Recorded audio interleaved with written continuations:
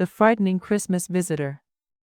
During a family's Christmas celebration, a mysterious stranger invades the house, whose actions lead to a chain of disturbing events. The family faces the threat but comes together to confront it, and each family member is changed, learning new lessons and values. It was one of those December evenings when the cold air penetrates right into your bones and the sky seemed heavy and gray, as if ready to collapse to the ground.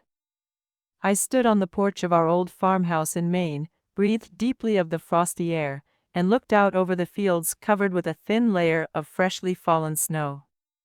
We were expecting guests for a Christmas celebration, and while I usually loved these gatherings, today my heart clenched with anxiety.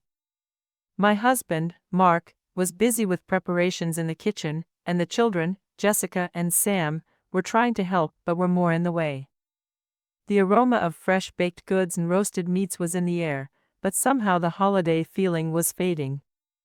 Maybe it was a premonition of something bad, I thought, and crossed myself.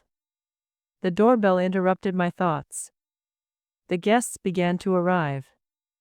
Among the first were Mark's parents, Mary and John, who had come from a neighboring town. Behind them, Mark's sister, Lisa, pulled up with her husband, Peter, and their 2 children. Last to arrive were family friends, Sarah and Michael, with whom we had kept in touch over the years. Everyone was seated at a large wooden table decorated with candles and spruce branches. Turkeys stuffed with chestnuts, mashed potatoes, cranberry sauce, and many other dishes were on the table. Nothing seemed to portend trouble. But in the midst of the feast, something happened that changed everything. We were talking about plans for the holidays, about work, about the children, when suddenly there was the sound of breaking glass. Everyone flinched and turned to the window. There, on the snow, was a rock lying on the ground and the window was broken. "What was that?" Mary exclaimed, clutching at her heart. "The boys must have been fooling around," suggested Peter, rising from the table. But the next second we heard footsteps on the porch and a loud knock on the door. No one moved, and we all looked at each other, not knowing what to do. Finally, Mark got up and went to open it. On the threshold stood a man in a dark overcoat and a hat that covered half his face. In his hands he held a package wrapped in brown paper. "Greetings," he said in a hoarse voice. "I came to visit your neighbors. Nick is my cousin, but they weren't home. I was told there was a holiday party going on. Can I join in?" Mark frowned and wanted to say something, but the man held out a package to him. "Here, a little present. I hope you like it." Mark took the package and opened it. Inside was a small hand-carved wooden figurine of an angel. The man smiled and stepped inside without waiting for an invitation. "Let me introduce myself," he said, taking off his hat. "My name is Andrew. I've long dreamed of attending such a fun party." His appearance caused confusion and disbelief. No one knew who he was or where he'd come from. But in the spirit of hospitality, we invited him to sit at the table. He took an empty seat next to Lisa and began to talk about his journey across the country, the people and places he had met. Andrew spoke beautifully and convincingly, his voice deep and melodious, as if he were reciting a poem. He told of majestic mountains, vast plains, and small cozy towns where people lived simple but happy lives. His stories were filled with vivid images and unusual characters he met on his way. Gradually, the guests began to relax, engrossed in his stories. Even the children, who had been wary of him at first, became interested. Their eyes glistened as he described the adventures that happened to him on the road. However, I continued to feel uncomfortable. Something about this man was off, but I couldn't figure out what it was. His way of speaking seemed too perfect, too polished, as if he had rehearsed his stories in advance. And his eyes. They were so piercing, it was like he could see right through you. When he turned to me, I caught myself trying to avoid his gaze, afraid he'd read my thoughts. But I tried not to show my concern.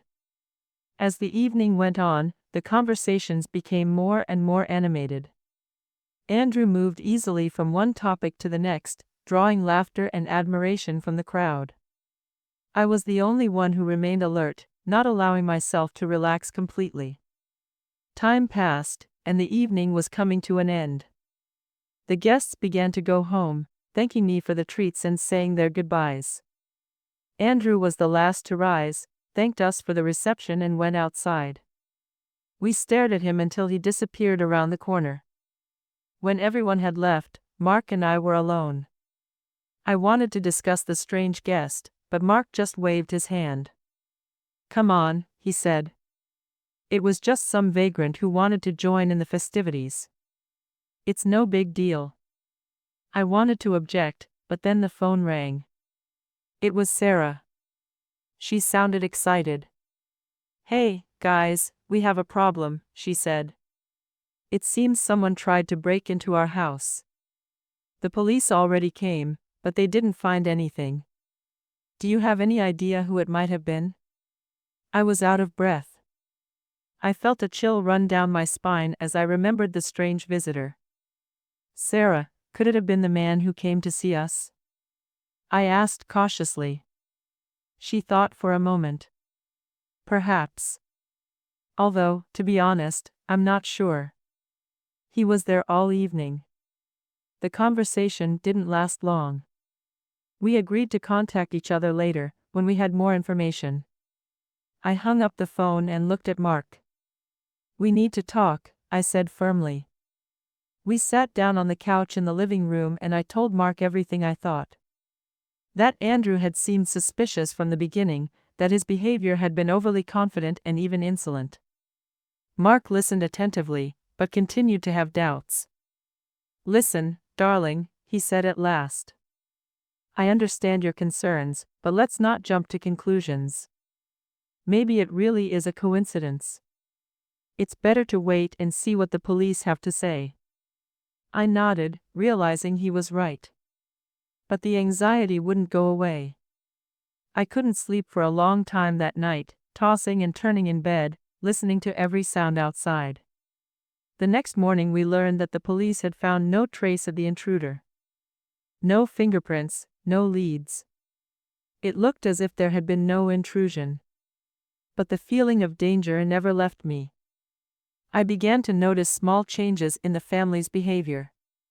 Jessica became withdrawn and irritable, and Sam often looked out the window, as if waiting for someone. Mark tried to remain calm, but I could see that he was worried too.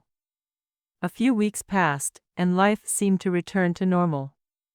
But one evening, as we sat down to dinner, there was a familiar knock on the door. Mark got up and went to open it. He came back a minute later with the very package Andrew had left behind. "What's this?" I asked, feeling my heart start to beat faster. Mark opened the bag and pulled out a small wooden angel figurine. The same one we had for Christmas. "Looks like someone wants our gift back," he said dryly. We exchanged glances. There was no doubt now that Andrew wasn't just a random visitor. He was following us. We went to the police, told them about the strange man, and showed them the figurine. The detective who listened promised to look into the case, but warned us that without concrete leads it would be difficult to prove anything. Meanwhile, the tension in the family was building. We tried to live a normal life, but we constantly felt the presence of a threat. One evening, while Mark was at work and the children were playing in their room, I heard a noise on the porch. As I went to the window, I saw the figure of a man standing in the shade of the trees. My heart was pounding frantically in my chest. I grabbed my phone and dialed Mark's number. He answered right away. "Mark, he's here," I whispered. "He's standing outside the house." Mark ordered me to call the police immediately and stay inside. I did as he said and hid in the bedroom, hugging the children tightly. We heard a police car pull up, the officers yelling loudly, demanding that the man come out. The noise outside grew louder and louder. We heard voices, stomping feet, and then the sounds of fighting. The children clung to me, their little bodies trembling with fear. I tried to stay calm, to reassure them, but I could barely contain my own panic. Time stretched infinitely slowly, every second seemed like an hour. Finally, everything quieted down. After a while, there was a knock at the door.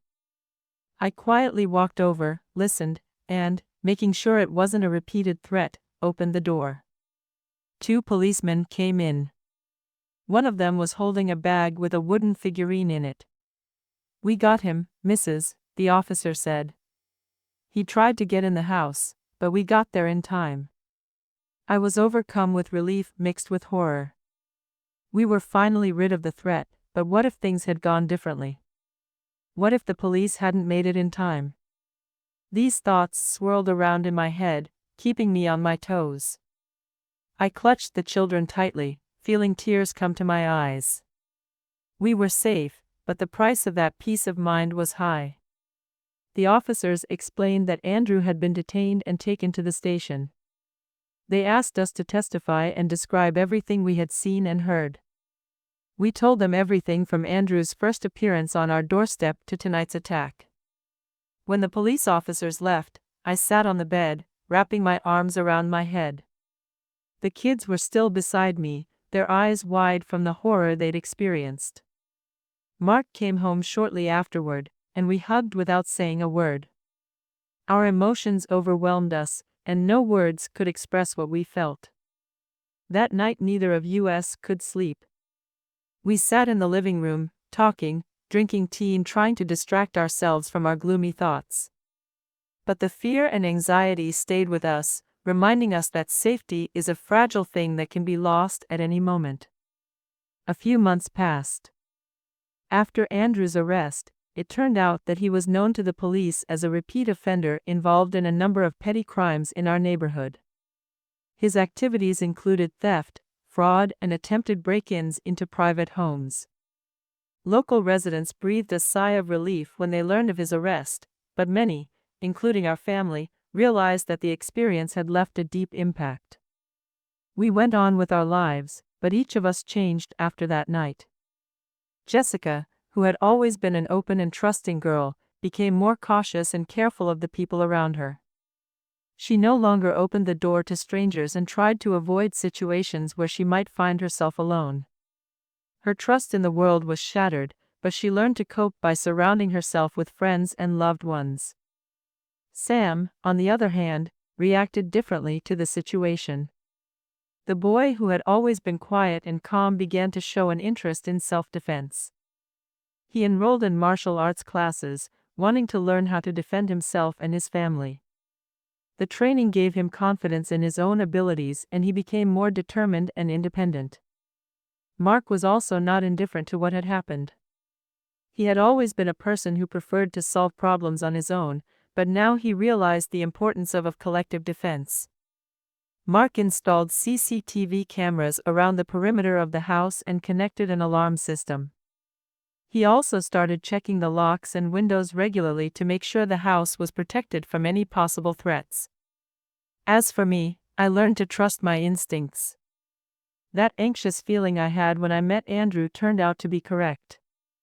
I realized that you can't ignore such signals, and now I try to be more attentive to everything that happens around me. My belief that family is a core value has been reinforced, and I do my best to maintain the closeness and trust between us.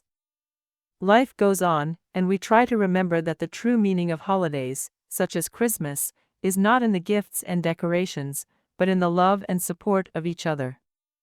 Even though life may bring surprises at times, good or bad, we know that we can get through any hardship if we stick together.